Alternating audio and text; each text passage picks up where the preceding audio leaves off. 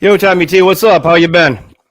Yo, buddy. So, it's one of the big days in LA today. We got the 5:08 first pitch World Series Game 1 at Chavez Ravine Dodger Stadium, and then at 7 o'clock at the bottom of the hill at Staples, Crypto Arena, formerly known as Staples. The Lakers are playing the Phoenix Suns at 7 o'clock, 7:05 tip-off. So it's a great day. Great day. We got the Lake Show with Bronny. Yeah, I like it how you got the Lake Show. The Dodgers. The Dodgers are tipping off here at in another hour and 5 minutes. No, exactly an hour. Their first pitch, right? Yeah. What's a big day? What do you got on the TV back there? What's that? What do you got on the TV back there? I got the pregame to World Series. I got the pregame to the World Series. The pregame there. You see that?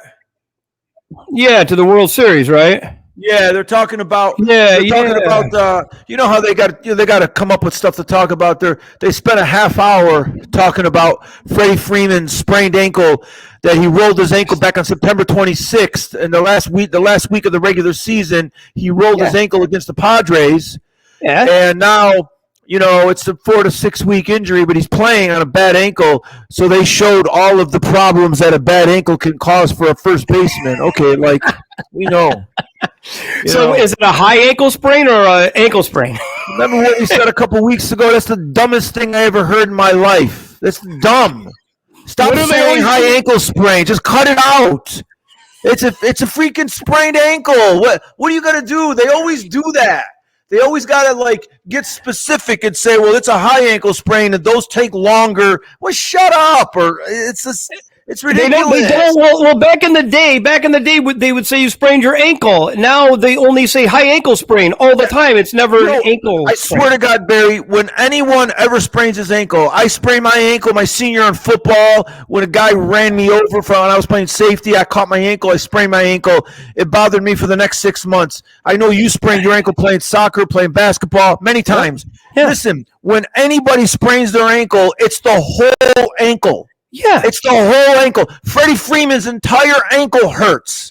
Whenever a football player sprains his ankle, Micah Parsons has a bad ankle, right? He's going to miss this game in San Francisco. It's going to be his third game, but his fourth week because they had a bye week. So it's going to be his fourth week out. And they're calling it a high ankle sprain. His whole ankle hurts. He injured his ankle. Just ankle. So let me ask you something. Do they mean high ankle when it's above the ankle bone? I don't know. I don't care. I don't know what they mean. It's Who stupid. cares? It's so stupid. So let me ask you. You texted me yesterday about landscaping. You had some landscape issues. You got a flood again, or what? I got Luis Gonzalez, the same name as the old outfielder for the Arizona Diamondbacks, Detroit Tigers, Houston Astros. That Luis Gonzalez. I think he had triplets. Him and his wife had triplets, right? That's all I remember. He was a great player, too. But I got my guy, Luis Gonzalez, my landscaper. He's got 4 of his guys. They're digging up. They're in the backyard. They're digging up the sprinkler system because 2 of the bushes are dying, And I got to tell you, man, I call it trouble in paradise. Does he have a crew? How many guys has he got? He's got 3 guys with him, and they're speaking, and they're all speaking Spanish back there. They're digging up all the sprinklers. They're trying to find out where it's clogged. And the only word I understand is pinche. He says pinche like every other word. Yeah. And does he say agua? Does he say agua? Agua.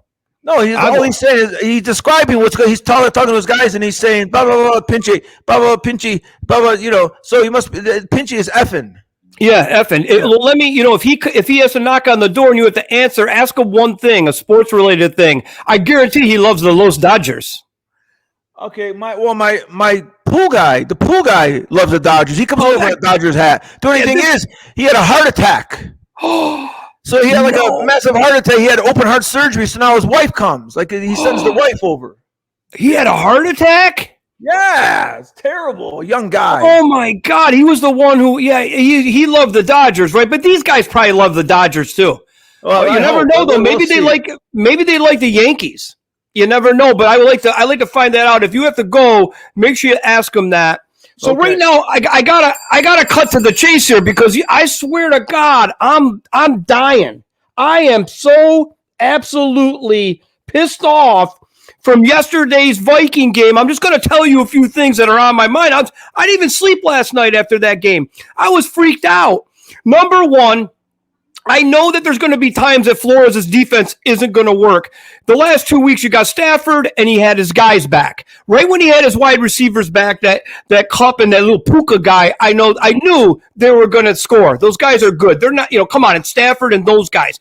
And then with Detroit, I knew that they were going to get points. I know his defense isn't always going to work. And also with Cashman out, the head linebacker, that's a big deal. He calls the plays. Pace is good, and Pace always starts, but Cashman's a big tool in that defense. So I wasn't really upset about that.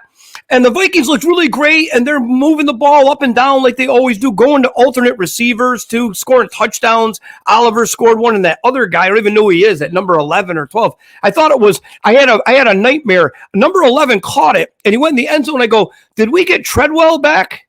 Remember that guy Tread? I go, I hated that guy. I go, we didn't get him back. Laquan. Yeah, he had hands of stone. The guy could never catch the ball. So we're doing good. And like I said, I expect them to score points, the Rams. And then we, it's going back and forth, and then people are going to stop each other here and there. But then there were 3 calls on the Vikings D, 3rd down and over 5 yards. 3 calls. One was a hand to the face. They had him down near their own goal line. First down. Then the other one was Murphy. It was some ghost PI or holding across the middle. He didn't even touch him. Yep. And then there was another one I couldn't remember, but 2 of those penalties, they went for 14 points on those drives. They extended the drives from the calls. One was Stephon Gilmore, but he did commit pass interference. Yeah, but the guy. No, the one across the middle where it was Murphy was Cup across the middle. He didn't even touch him. It was 3rd and 7, 3rd and 9. That wasn't penalty. No. So I'm like, wait a minute. This isn't looking good. What's happening here? These, the hands of the face, it was a penalty. But that one, I'm like, we can't let these guys get extensions on drives. And I'm like, the Gilmore one was definitely a PI, but I'm like, well, maybe, the ref missed a call. He misses a call. And I'm like, okay, so then you get down near the end of the second half. And that Dallas Turner, like you always talk about Alabama and you talk about Georgia and how these guys are terrible. They come to the NFL and they're terrible. Well, he's another guy now. Turner, we moved up to number 17 to get him. He was supposed to be really great. He's playing on special teams, and then Flores puts him for a couple downs and then takes him out on D. He had 2 penalties on special teams. He only played 3 or 4 downs on D, and he was the one who held on that last punt before the second half. That then it went half the distance to the goal line, so the Vikings were backed up. Yeah. And he's making these mistakes. And then I start to see that curse guy on the Rams on the outside, that guy from Florida State. Verse. It's verse or curse? It's with a V, like victory. Verse. Oh, it's V. I was thinking of the other guy. There was a curse. Yeah, that's the old guy. That was really good. Yeah. All right, so then I see this guy, and I'm like, that guy was one of the top edge rushers, too, in the draft. He went number 19. The Rams picked him at 19. I'm like, you got to be kidding me. I go, this Dallas Turner is just causing havoc for the Vikings with these penalties and not doing anything on D. If he was really good, he'd get some action on D. Flores would put him in. And I'm like, now this guy gets us down like that. So I'm like, okay, still, we're going to take a knee. And I'm like, when he handed that ball off, I'm thinking a couple things. And now I'm not a coach. I don't get paid millions of dollars to be a coach, but I got common sense. And I'm like, okay, they got 1 timeout. There's 30 seconds. We're on the 2-yard line, right? Basically 1.5, 2-yard line. I know if I hand it off, there's a chance he could fumble it. There could be a touchdown. They could recover it. They could then go in. Or he just goes down in the end zone. It's a safety. But I'm like, why even try it? And everybody was saying, well, there wasn't enough room for the quarterback to kneel. I don't believe that. The quarterback just hikes, moves up 1, and goes down. He just kneels down. And then O'Connell, I'm so sick of this KOC guy. Like, he's a genius. He's from the McVay tree and all this. They interviewed him, and he said, well, they had, what defense did he call it? A dime, or I don't know what he called it. But he goes, it looked like we could maybe gash a run and get a big gain. And then if we did, we could then try to get down the field with our two timeouts, and then maybe we'd get some points. And I'm like, are you serious? Are you going to run that ball, make it, maybe there's a fumble, maybe the guy trips in the end zone and gets a safety anyway. No, but the worst thing happens. The freaking Aaron Jones goes over left tackle, and then the guy comes in, trying to tackle Aaron Jones, and he hits DARRISAW. I mean, I'm like, why even do it? It's like, why are we even doing it? Just because of the idea that they could fumble. Just the idea that you could fumble it. But the worst thing happens, one of the best tackles in the game, their best guy on offense, the guy that protects the blind side of Darnold, which is obviously really important. He today, they were like, guess what it is? It's ACL and MCL. Yeah, he's out. It's both. It's both. He's out for the year. It's both. But let me just say something, that KOC. And then today he takes no responsibility. He doesn't say, you know what, I might have made a mistake on that. He doesn't say that. I probably should have tried to take a knee, or I probably should have just had Darnold quarterback sneak it and then let them call their timeout. And then the next play would be over after that. The next play, they got no more timeouts. He doesn't take any responsibility. That's all he does.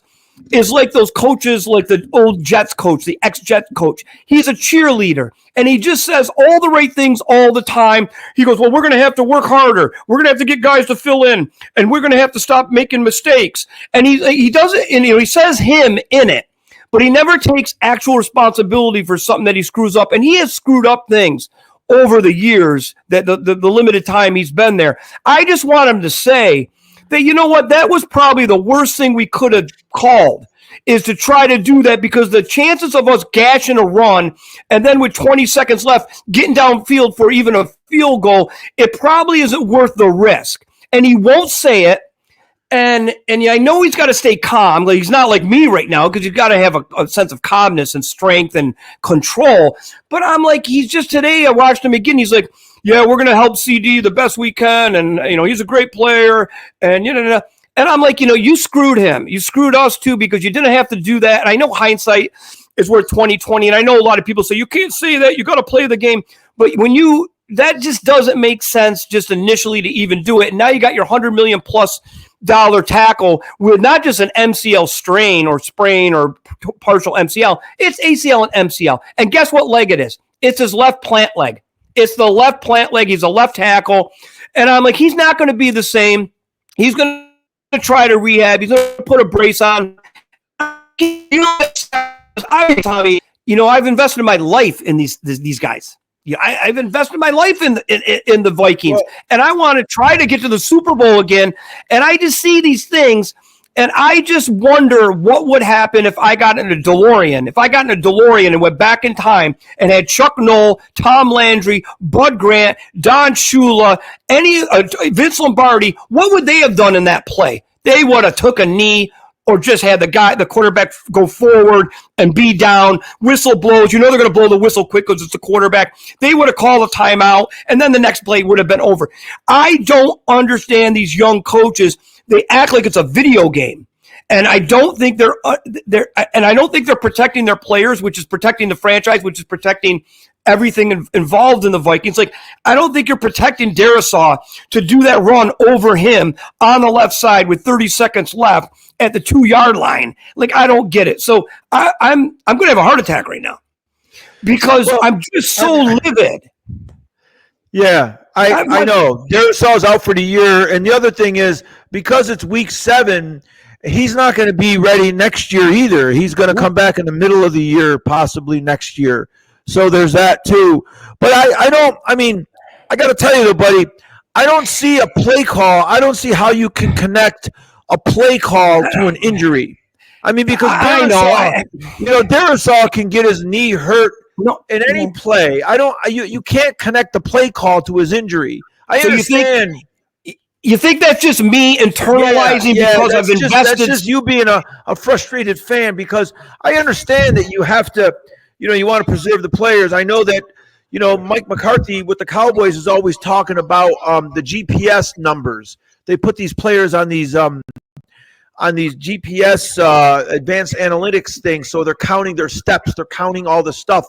So he's he's always like erring on the side of caution, and his team doesn't do nothing. Like, they do nothing. Like, they don't have any pre-snap motion. They're not running. They're not working hard in practice. So you could see it. So I can't see you blaming an injury on a play call because it's their best player. Without a doubt, DARRISAW is their best player. He's the last guy they can afford to lose. Their offense is going to go way down. It's not going to take a step down. It's going to go way down. They're not going to be able to protect Darnold, and there's going to be a chain reaction now because when you start rushing Darnold, he gets rattled. And when he's rattled and when he's off schedule, they call it being on schedule. So the reason Darnold's been so effective this year is because he's been going back to pass, like bump, bump, bump, 2-3 steps, getting the ball out, bump, bump, bump, getting the ball out. When you start messing up that timing, he's not good. So there's a chain reaction. It's a terrible penalty, So I mean, So then the other thing. So you get through that, and I know that they have that Queensberry guy. He's not that good. He came in, and you saw what happened. That Verse guy just ate him up, and et cetera, et cetera. And then you got like Reisner's coming back. Remember that guy used to play for Denver? He's a guard. He's going to come in because they're going to put Ingram on the bench. Ingram's the weak link at the guard. So Reisner will come in, and then they got another guy, Rouse or something from Oklahoma. He's big. He's a rookie. They say he's good, and he's a left tackle. So they'll probably put Queensberry in first, and then if he takes a dump, which he probably will next week, I think they're going to put that Rouse guy in. But let me ask you this. Would you go and try to get a relatively cheap extra free agent tackle like that Bakhtiari guy or somebody out there that's just sitting there? Well, maybe Bakhtiari, but he hasn't played in years. And there's no left tackle out there. No. There's no one. What about nobody has good backup tackles. You know why I know that? You know why I know that? How do you know that? Because there's not 64 good starting tackles. It's crazy, isn't it? So there's no good backup left tackles. There's none. So what if would you trade for like that Cam? His name Cam Johnson on the Jags? Cam Robinson. Would you trade? Well, the Giants lost their left tackle, Andrew Thomas. The same thing. He's their best player. They lost him 2 weeks ago with broken foot. He's out for the year. LISFRANC. It's called a LISFRANC injury. That's the other thing. The broken foot, they give it a French name. A LISFRANC injury. So now you got to read every day, Andrew Thomas has a LISFRANC injury. Why can't you just say Andrew Thomas got a broken foot? Why can't you just say he's out for the year, he broke his foot? Why does it got to be LISFRANC? Or why can't they say like De Niro said when they took that guy and they put him in the trunk and he said, I need this knife, I got to cut out, it's a hoof. I got to cut the hoof off. Remember he said, I got the hoof. What do you call the hoof injury? Yeah. But so what does a LISFRANC? Why does the NFL always have to come up with a fancy name for an injury? It's not a high ankle sprain. It's an ankle sprain. It's not a LISFRANC injury. It's a broken foot. So all of a sudden, like the thing is, you give us, like as fans, we follow all the games, and we say, like you watched the game the other night, and Mike Evans, the star receiver for the Tampa Bay Buccaneers, he tore his hamstring. He injured his hamstring. So they say Mike Evans is out. He injured his hamstring. Right? He pulled or tore his hamstring. He's out. Quad, tricep, whatever. Okay. So now that's cool. He injured his hamstring. We understand. We've all had that. We know what that injury is. Now, the next day, you got to read Andrew Thomas has a LISFRANC injury. You can't say what happened to broken foot. Well, who is LISFRANC? Who is this? I don't know. It's got to be some French doctor.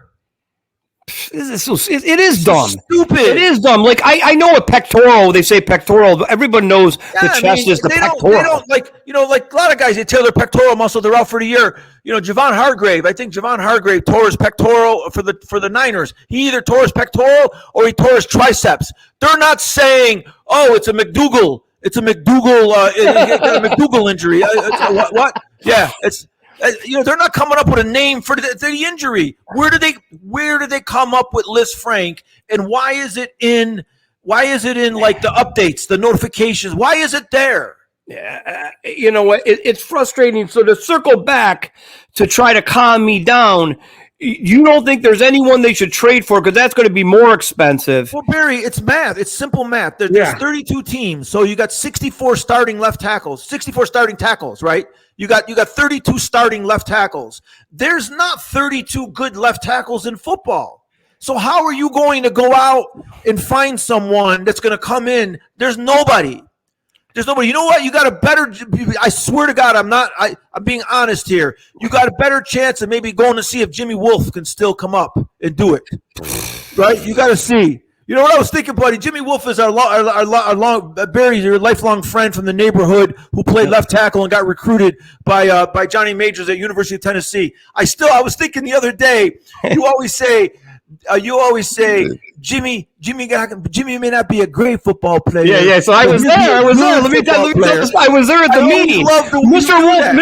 Mr. Wolf was a lawyer and he bet. He was a bettor and he won so much money betting. He bought a house in Jekyll Island. He bought one in Nag's Head. He was winning money left, right. He was very disciplined as a gambler. So, you people, when we get to the gambling segment quick and do our picks, you got to be disciplined. He was very disciplined. He picked one pick a weekend, one pick. That was it. He'd have all his newspapers. He had a radio that got all over the world and you would listen to things. So Jimmy was getting recruited, but the reason Jimmy was getting recruited because where we went to high school was a big factory up there, like dominant teams, dominant players, and so they would come and watch. But you remember the film was very limited. They would do film, right? Tape the games. Mr. Wolf was so ahead of his time. He hired a guy from I think New York City to come up to film the games and focus on Jimmy. He focused on Jimmy. Mr. Wolf had his own film that he would send out. And then Jimmy started getting over 300 letters. He had every school, Notre Dame, Miami, everybody. And then at the end, it was Miami or Tennessee. And Miami had Schnellenberg. And Schnellenberg was going to run the pro offense. And Mr. Wolf's like, Jimmy, if you're going to play in the pros, you got to go to Miami because they're going to run that pro offense. And you're going to be way ahead of the curve then when you get to the pros if you make it. And Jimmy's like, well, I like Tennessee. I took my trip down there too. I like them. And so Mr. Wolf goes, Barry, he calls me one day out of the blue. I used to go home on lunch with Jimmy so he could get the phone calls. He'd get all the phone calls in the mailbox and stuff with letters and phone calls. And Mr. Wolf goes, come over. He goes, Johnny Majors is coming over to talk. He goes, I want you to come over. We'll be down in the den. I go over there, get down there. Johnny Majors was the old coach at the University of Tennessee. Yeah, and he's down there, and they're talking, and and then Mr. Wolf's asking him questions. I'm just sitting there watching, And Jimmy already took his trip to Tennessee, and he already took his Miami trip. So Majors came back, tried to close the deal because he probably got wind that Jim Kelly took Jimmy out. Jim Kelly in University of Miami took Jimmy out that night with the Hurricane Honey cheerleaders. And so Johnny Majors knew he was competing, so he came up all the way to Rome, New York, all the way up there just to talk to Mr. Wolf and Jimmy. So we're sitting there, and Mr. Wolf goes, "Well, what are you gonna do? Like, how's my son gonna do at Tennessee? What's going to be the plans for my son?" And Johnny Majors goes, "Well, I tell you, Mr. Wolf, Jimmy a good football player. Now Jimmy is a good football player, and if he comes to Tennessee, he's going to be a good football player. I don't know he's going to be a great football player, but he's going to be a good football player. He comes to Tennessee." And that when Mr. Wolf just was like looking at him like, what's wrong with this guy? So then Mr. Wolf goes, okay, we'll be in touch. And Johnny Majors leaves. And Mr. Wolf comes around, he turns, and Jimmy Iyer's standing there. He goes, that guy's full of shit.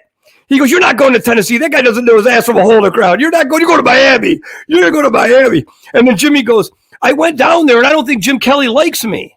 And Mr. Wolf goes, what do you mean Jim Kelly doesn't like you? He goes, well, then when I first met him, he looked at me and he shook my hand and he goes, how big are you? And Jimmy goes, I'm like 6'4", 250.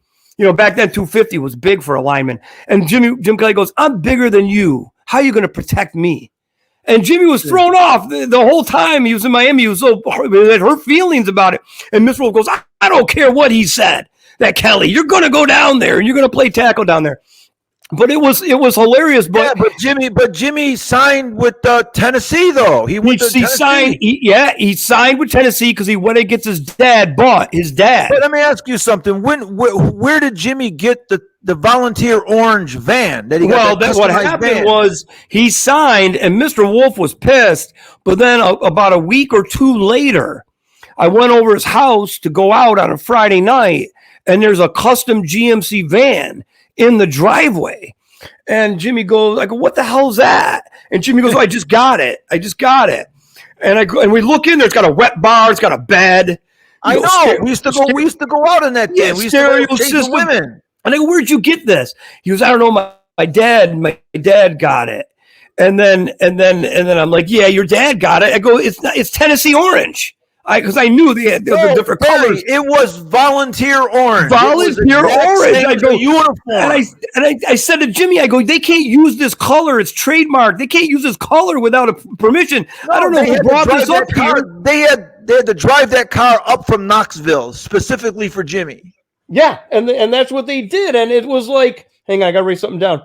So Jimmy wasn't going to say he knew his dad did something, and I'm sure his dad got a suitcase of money too, because he's not dumb. He wasn't going to just let it go. But that circles back to the story about there's not a lot of tackles, because you're right. That's why I segued in it. That's why I brought up Jimmy Wolf, right? Yeah. Because again, simple math, Barry. There's not enough tackles to go around, so you're done. You're going to get some stiff playing tackle now. And Jimmy Wolf only lasted 2 years at Tennessee. And when Jimmy Wolf was getting recruited, he was top 5 tackle on the East Coast. Yep, on the whole East Coast. You know what's funny? You know what's really sad about Rome, New York? Around that time, there was a lot of highly recruited football players. Karl Frankowski got recruited. He was on Jimmy's team. He got recruited. He was an offensive guard and a big defensive tackle. He got recruited to Wyoming. He came home. He didn't make it in Wyoming. And then another guy at RCH, the Rome Catholic High, Joe Melioris. Remember Joe Melioris? Yeah. He got recruited. He went to Miami. Yeah. He went to Miami for training camp, and he quit. He couldn't make it through training camp. No, I mean, I think when we were kids in high school, there was at least 4 Division I players that would get scholarships at least. And if you remember another guy, remember Joe Mortis. Joe Mortis, Brigham Young was offering Joe Mortis to play basketball and football. And then if you remember, I remember a story about there was a kid a couple years older than me his name was Greg Lewis. I know Greg Lewis. Defensive lineman. He went to UMass. He was an end rusher. No, and guess what? Guess who wanted him though? Freaking Switzer came to Rome, New York. Yep. Switzer wanted him, and there was someone told me a story when they were talking to Lewis and his dad. Switzer, it's kind of like a Johnny Major story. He goes, "I'll tell you one thing though, Greg." He goes, "You come to Oklahoma." He goes, we'll try to make this happen." No, that wasn't Greg Lewis. That was George Lewis. Oh, George Lewis. But then Greg Lewis was my age. Greg Lewis played with UMass. And he was George Lewis. Yeah. Yeah, so Barry Switzer said, we'll try to make it happen. He goes, but I got to tell you one thing, George. He goes, it's a long way from Rome to Norman. Yeah. He goes, I think George went there and he only lasted a year too. But anyway, what I'm saying is, guys could make it. You know why? Because to go to Miami, to go to Tennessee, or to go to Oklahoma, you had to be in the best shape of your life from the first day. And I know Melioris, he went to Miami. Training camp in August in Miami was like training in hell. Yeah, it was like hell. Those guys were in shape down there. Yeah, Melioris lasted 2 weeks. He came home. And I remember Jimmy told me when he first started at Tennessee, his roommate was Willie Gault. Yeah. Willie Gault was his roommate, and Jimmy called me once because he was distraught. Jimmy Wolf was living with Willie Gault, and he couldn't believe how unbelievably talented Willie Gault was. He goes, "Barry, you won't believe this guy. I mean, it's like this guy's a pro already. It's amazing." And then Jimmy started telling me that every guy on the team, from the first string to the prep team, they're all from state championship teams. They're all top dogs at their school. Willie Gault was an Olympic sprinter in 1984, and LA. He was a sprinter. Are you kidding me? He's one of the fastest guys in the world. So to circle back, like you were saying, and you referenced Jimmy Wolf because you were right, and then we just went through a bunch of other Rome Free Academy guys and there's millions of guys out there. what you're saying with my thing with the Vikings, I get where you're going. It's like there are no guys out there because at that level, there's even less guys because less guys make the NFL. Like college, there's more guys, but there's still not a lot of guys. There's no left tackles. So you're telling me we just got to go with the flow. The Vikings got to play Queensberry, and then they got to maybe play Rouse, the guy from Oklahoma. Of course, yeah. And then just. But I'm afraid that I don't know if they could do this, but would you take Brian O'Neill, who's a veteran, right? Would you put him on the left side just to be able to guard Darnold's blind side? I don't know if he can play the left side. He might not be. He might have to, though. I think he's a better option no matter what than the other guys because Darnold, like you said, if he's always nervous that someone's going to rock him from the blind side, I don't think anything's going to happen. I don't know, buddy. I mean, so you're telling me my offense is going to go from, 28 to 30 points a game to what? 17? It's definitely going to take a step back. Most definite. All right, you're losing your best player on offense. Like there's no way around it. You're losing the best player. What's he like, top 3 offensive linemen in the league? Yeah, he's a Pro Bowl, all-pro lineman. I mean, he's their best lineman. So it's going to be, it's going to take some creative play calling. You're going to have a guy chipping all the time now. Yeah. You're going to have the running back or a tight end chipping that side. Maybe they didn't do that before. So it's going to take a guy out of the pattern, out of the route running. So it's an adjustment. But listen, that's not a big deal, buddy. Everybody's got to go through it. Well, yeah, like because what's his name just got hurt for Detroit. That's a big blow. Yeah. So maybe it will be good though. How about this silver lining? That TJ comes back at tight end this next Sunday at night. They play the Colts. TJ comes back. Maybe they do, like you said, a 2 tight end offense. So they got to take one guy out. And Oliver, like you said, pops over and nudges the end. And so TJ can still go out. And at least TJ, he does a lot over the middle. So maybe he could be the safety valve in bad times that they haven't had yet. Yeah, no, listen, they're gonna adjust. All right. O'Connell didn't make as big a mistake as you think last night. He just called a play. I mean, they're gonna be fine. That was a good game last night. All right, the last thing before we go to the World Series, I got to ask you this last thing because there's other talk out there that could be true or not or whatever. So when Darnold got his face mask pulled at the end of the game, when there was a minute 50 left, the Vikings had the ball. Down backs to their own end zone, 2 timeouts. The Rams had, I don't know if they had any. I think the Vikings had no timeouts. So when that happened, it was that Verse guy again, and the refs didn't see it. That caused a safety, and it caused the game to go over. Yeah, that's not, that doesn't, yeah. There's no conspiracy theory there, you think? No? But that was Bryant Young that grabbed the face mask, not Verse. That was it wasn't Verse? It was the other. All right, so people are saying, just to finish the Vikings thing, I just looked at their schedule. You're going to die. When you see their next 6 games, I know. You're going to die. They got the easiest schedule. It's like the Vikings suddenly are going to play in the Big 12 the rest of the season. They're playing the Colts next week at home. Then they go on road 3 weeks in a row. They go on the road. They play the Jaguars, the Titans, and the Bears. Win, win, win.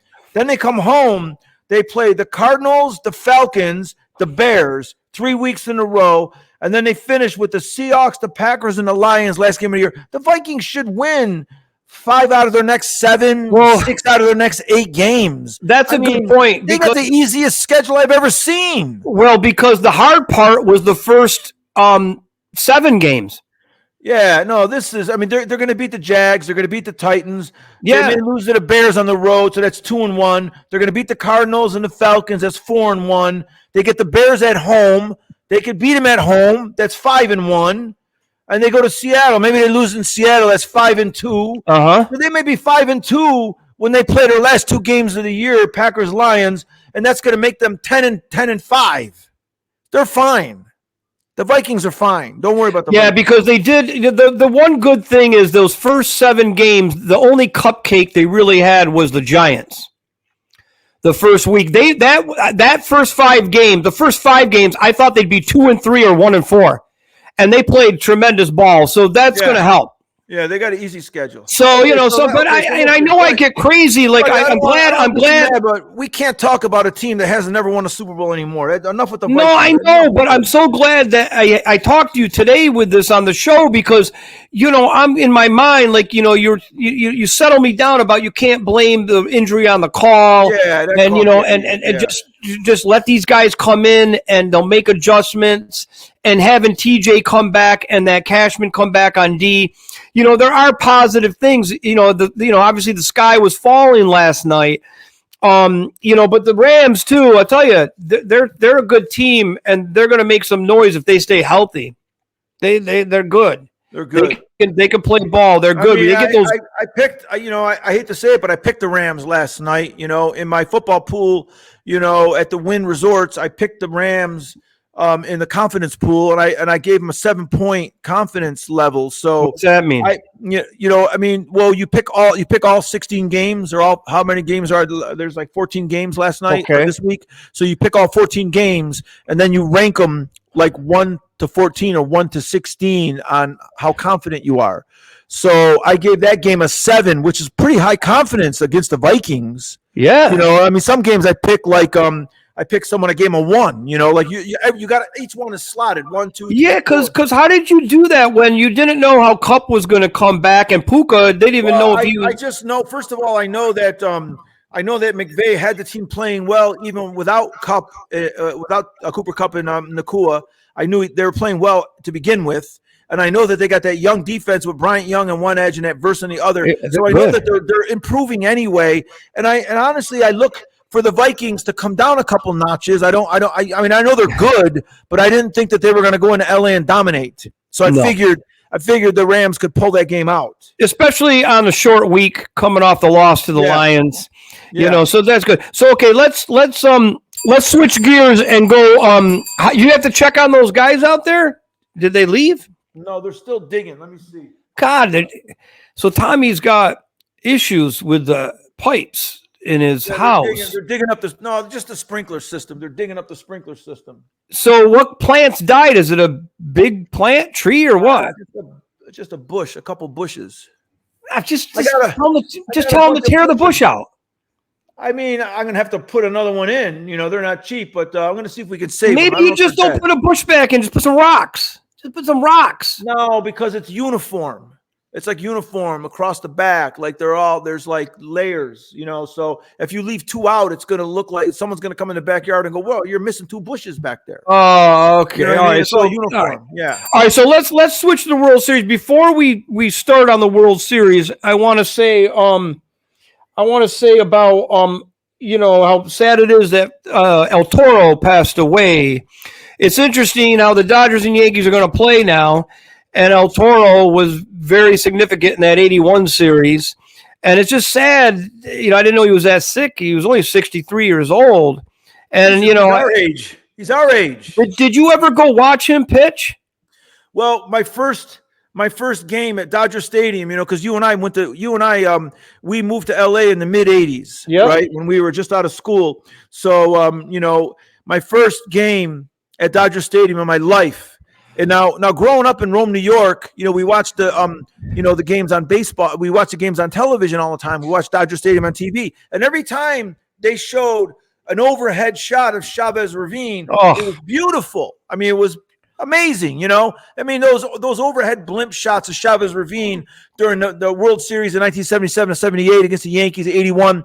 It was always such an amazing looking stadium. So, never being in the West Coast, never being out of Rome, I always thought that Dodger Stadium was like out in the country or something. Yeah. I always thought it was out of the city, because I didn't see like a lot of buildings. And, so when you move to LA, Dodger Stadium is right in the middle of Echo Park and, up there where Chavez Ravine is, just north, just like up in the hills above downtown LA, and Glendale, I stayed in Glendale with my aunt and uncle, and and Glendale's right next to Chavez Ravine and then Pasadena, right? So my first time ever going to Dodger Stadium, it just happened to be I got tickets, I think, for $5 up in the bleachers, right? Oh, yeah, the bleachers are great. The bleachers are great.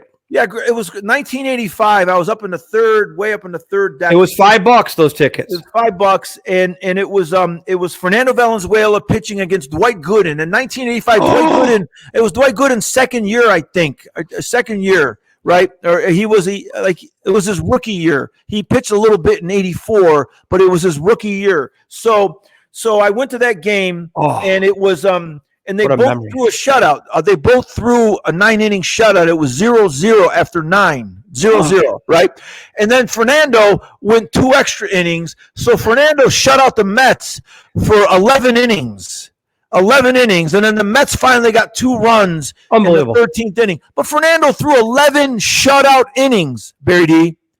That's the first guy I ever saw was Fernando throwing 11 shutout innings. Now, there'll never be another pitcher to ever throw 11 shutout innings again in baseball because they'll never let anyone go that long, ever. You'll never see an 11 shutout inning guy. And what year was that? 1985. 85. So he was 24 years old? Well, yeah, but he looked like he was 42. No, he did look like he was 42, but he was 24 years old then. So you bought those $5 seats. For people that don't know, back in the day, you could go Dodger Stadium into the bleachers, the home run seats, $5. $5, great time back there, a lot of energy, a lot of the fans back there. And it was so beautiful, that stadium. What was it, built in 59, 60? Early 60s, 64, something like that. Yeah. Like early 60s. Beautiful stadium. And just like you said, when you never saw the stadium in person or been to LA and don't know where it is, you get there and you do feel you're in the country. When you're in the stadium, you don't feel like you're in a city. It's weird. I said that stadium was built 50 years ahead of its time. Because, because when you go to Yankee Stadium, old Yankee Stadium, and I've been to Fenway Park, when you go to those and you go to Wrigley Field, when you leave your seat to go get concessions, to go get a hot dog or a beer or something like that, you leave the playing field. You go through a tunnel and you can't see the game anymore. Yeah. You like at Fenway Park, you basically leave, you go through the tunnel, and you're behind the stadium, and you're getting hot dogs and stuff, so you can just hear what's going on, but you can't see the game. And Dodger Stadium, when you leave your seat to go up in the concession level, it's up in the mezzanine, so the whole mezzanine, you can watch the game. Yeah, that was state of the art future stadium before anything. That's what I mean. That's the way all the stadiums are built now, and they're beautiful. Like I don't even know where they came up with that idea, but it was literally 50 years ahead of its time. And and when you go to that stadium now, you don't even feel like you're in a stadium that's 60 years old. It's 60 years old. And at the end of the day, Fernando, he was a phenom, and I think he actually really helped bring back the Hispanic fan to Dodgers because, there was such a backlash when they started building that stadium when O'Malley, I don't know if it was eminent domain or how the hell they kicked those people out of their homes up there and just bulldozed their homes, all those Hispanic people that were living up there. I don't know if they even gave them money. I don't know what happened, but there's a 30-30 on ESPN. It doesn't look good. It wasn't a good look, and the Hispanics weren't going to the games. They hated the Dodgers because of it. I think O'Malley was looking for Mexican players for that reason. I think for that reason, and he got Fernando because really the Dodgers back then were a businessman's team. The businessman would come to the game, and maybe he'd bring his kids. It was all white. It was all white. And bringing Fernando in he needed to do that, and it worked out 2 ways. He got the Hispanics back in that wanted to watch baseball, that loved baseball, and kind of got over all that bad thing of when they built the stadium and took those homes away from those people. But then it helped the Dodgers because Fernando was fantastic. I know, he burned out here and there. Down the road he played for the Orioles. But he ended up winning his career. He was 173 and 143. He won 173 games. That's a lot of games. They pitched him, and that rookie year, 1981, he pitched in the World Series against the Yankees. They were down 2-0 They lost the first 2 games at Yankee Stadium, right? They come back to Dodger Stadium for game 3, and Fernando was scheduled to pitch game 3, and he pitched 149 pitches. He pitched a 9-inning complete game. He gave up 2 runs in the 2nd inning. He gave up 2 runs in the 3rd inning. He was down 4-3. And then he pitched the rest of the game. He shut him out the rest of the game. And they won. They won the game. And they ended up winning 4 in a row, winning the series. Yeah, and they lost the prior 2 series to the Yankees in the 70s, right? 1977, 78, yeah. They lost those, right, to the Yankees. Yeah. So that was when they won. And then the other thing about Fernando that I thought was interesting, I never read anything to why he did it, but why when he did that motion, his pitching motion, he would look up to the sky, then he'd go down. Did anyone ever say why he did that, or was that just a thing that he did? No, but they called it he looked to the heavens. Yeah. Yeah, before every pitch. It was great. He just did it, right? It was kind of like a routine thing to do. Yeah. And, I love stuff like that because I like those little idiosyncrasies of that. I love that. Yeah. Like, I always loved Luis Tiant. When he turned his back, I loved how he did that. Yeah. I used to play wiffle ball, and if I was pitching, I always was Luis Tiant because I loved doing the back, turning the back to the ball. But I'm happy. I'm happy that the Dodgers and the Yankees are playing. I'm happy. The Dodgers are my second favorite baseball team. And I know there's obviously we know a lot of Yankee fans. But your dad, he's going to be like dying. Oh, he's so happy. But you got to check up on him because he's going to probably blow a gasket at least once or twice during this series. I can't call him if they're losing. I can't call him because I'm afraid he'll have a heart attack. No, but I'm really excited about it. It reminds me of times in LA with you, and you just had a story that you talked about how you went to the game. I know I went there a few times. I don't think I went with you. I went to Angels games and stuff, but it was always special going to Dodger Stadium. You really felt like, wow, man, this is awesome growing up in Rome, New York and being there, like you said.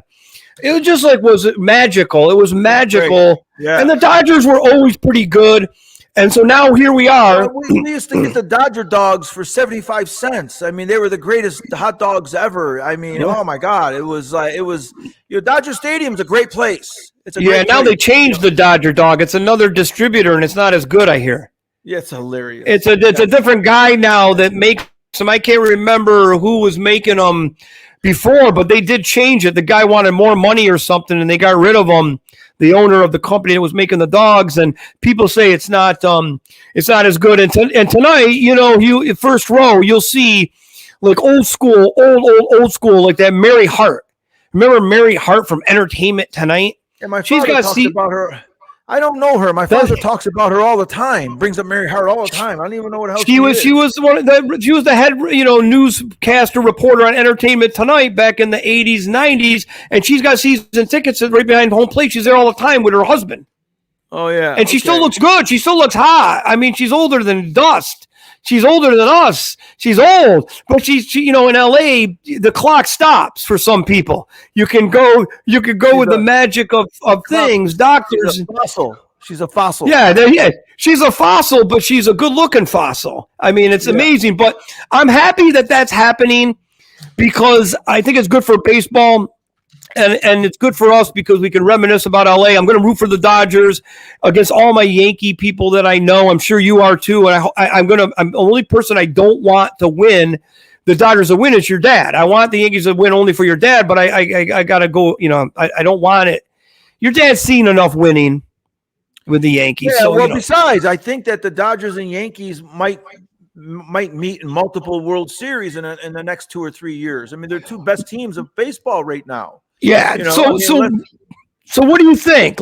So let's just talk series. Let's not talk individual games. Let's just overview the series. I don't think the Dodgers have good enough pitching to win the series. They're starting Flaherty in game 1. Yeah. I thought they would start Yamamoto because Yamamoto pitched against the Yankees in the regular season and he dominated them. He 6 innings or 7 innings, no runs. He pitched great.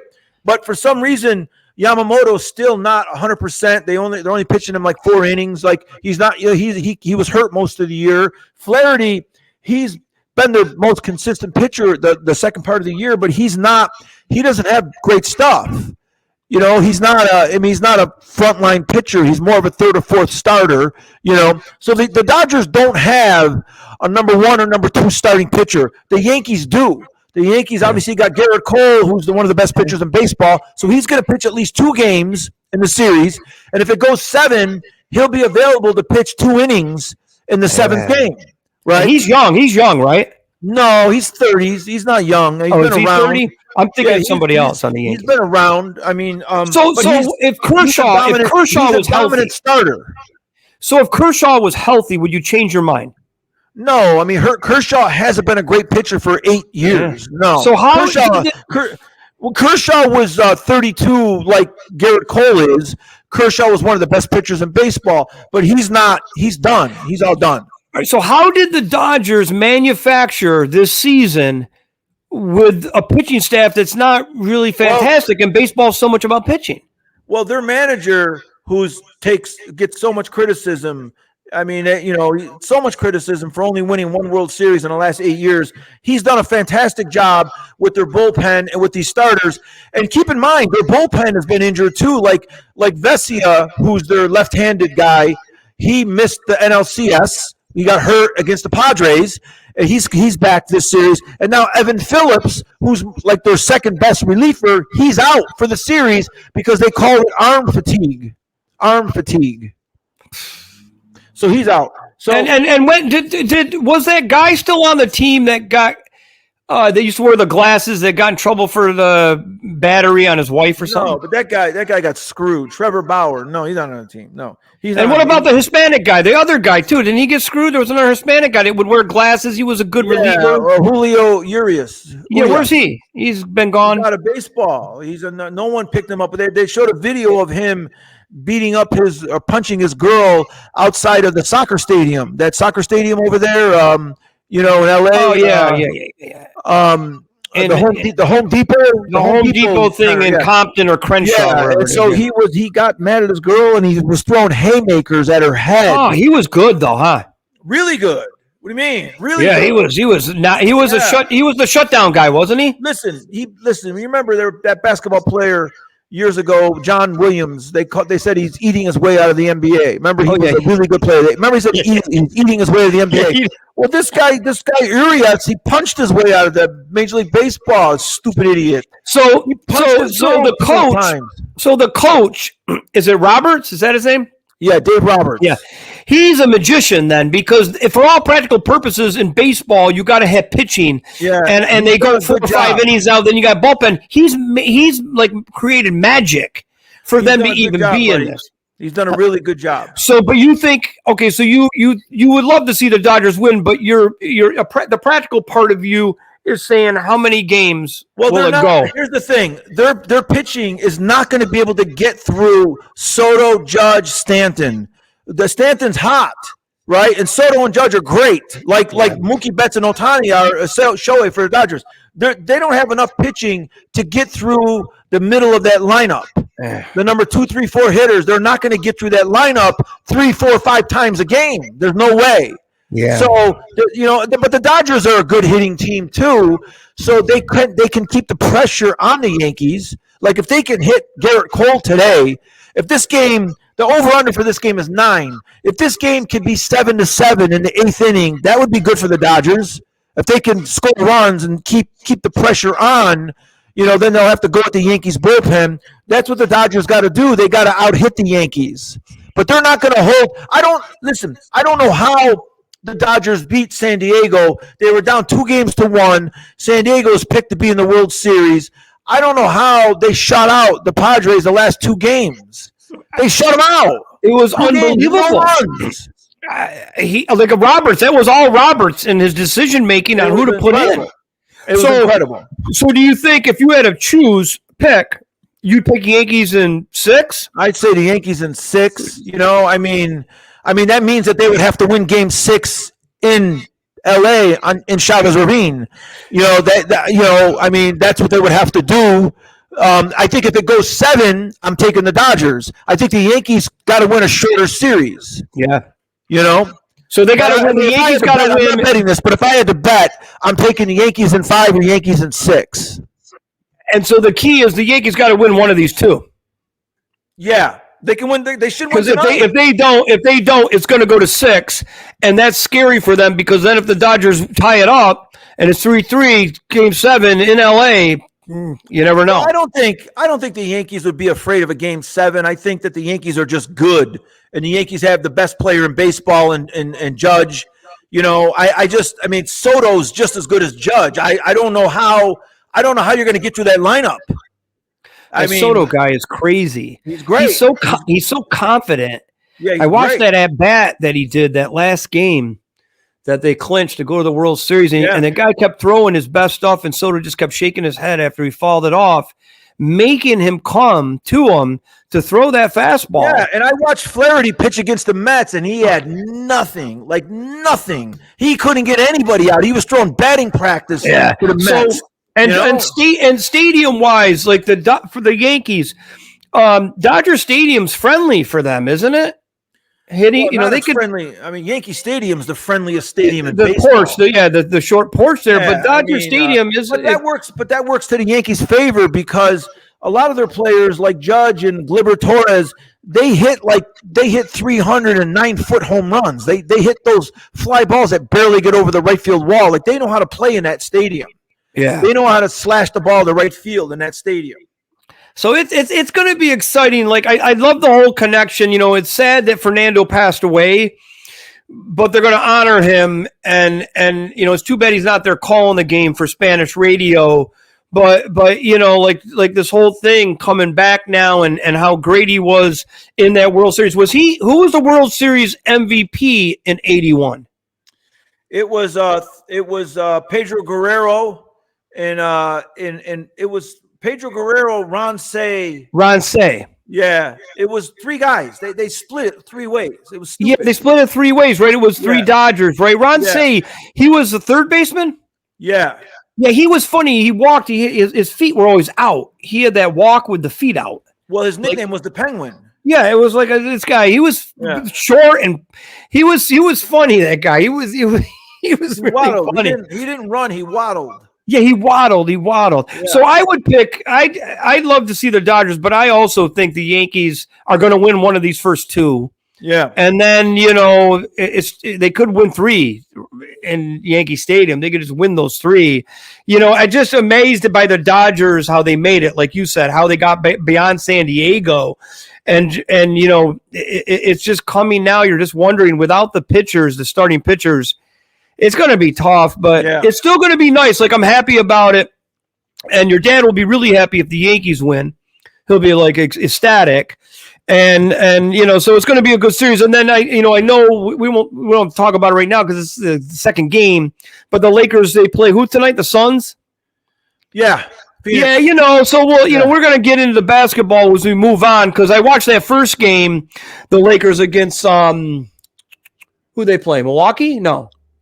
The Minnesota Timberwolves. Minnesota, I tell you, Minnesota is a completely different team that they got rid of Towns because now they got Randall in there, and the only big guy is Gobert, and the Lakers were killing him on the offensive boards. And AD, that guy's like incredible. He was just smoking everybody. The thing about the Lakers, I hope that they listen to me. I swear to God, if you put AR with that connect guy, and you put LeBron and AD, but you don't put Rui, you put that other kid that played, he's from Texas and he played in New Orleans, the tall kid, Hayes. Yeah. You put him at the 5. You let AD play the 4, and then you put AR and Connect, and you put Connect, just let him sit out there at the 3-point line, and let LeBron and AR do a pick and roll. Let AD play that 4. I swear that team, like defense, I still think they'll be able to protect the rim. And LeBron and AD they're still tough. And AR, he's okay on D. Connect, I don't know yet. But I think that Connect guy is a key. You got to have him on the court. Russell, that guy, I don't know. You know, he didn't do good. I don't like him. I don't like him. No, he's no good. I put him on the bench, and I let him come in with Rui and some other guys on the bench because that Connect guy. Did you see that last game of the preseason? Yeah, he went off 36, 35 points. Yeah, so crazy. So if you have him on the court with AR, and AR brings it up or LeBron, and they do the pick and roll, you can't guard both him and AR. Those guys are good. They would score. I don't know what JJ Redick's going to do because I think he's still going to put AD at the 5, but I would experiment with that. But we'll get into that down the road. So look, we got to go quick on the bets. I got some bad news though. Father Tony called me. Yeah. And Father Tony had a church function that he had to go to a children's hospital, and it's a Halloween party, and he had to go, to cheer up the kids at the children's hospital. And he sent me a picture. He did a FaceTime with me. He's dressed up like Dracula. And I'm like, what do you mean? I'm like, Father Tony, you're going to scare the kids. What do you just go there with your church outfit, your priest outfit. He goes, no, I like Halloween. I got to get into the whole thing. I'm going as Dracula. I'm like, you're going to scare the crap out of the kids. And I don't know if that's like really good. Isn't that sacrilegious? Isn't it? I thought maybe it was. So he apologizes for not being here. But last week in week 7, Father Tony was the only one that was above 500. Yeah, Father Tony, 2-1. He was 2-1. You were 1-2, and I was 1-2. I should have been 2-1. One of my overs didn't happen. It was very close. And then you had San Fran blew it for you. They played terrible. And then you took the ride with Carolina like Father Tony, and they got blown out. But I had the Lions though. That was the easiest. You had the Lions. That was your best bet. So Father Tony. So listen, but let's get these picks quick because I do got to run, and I got Let's go. My pick of the day.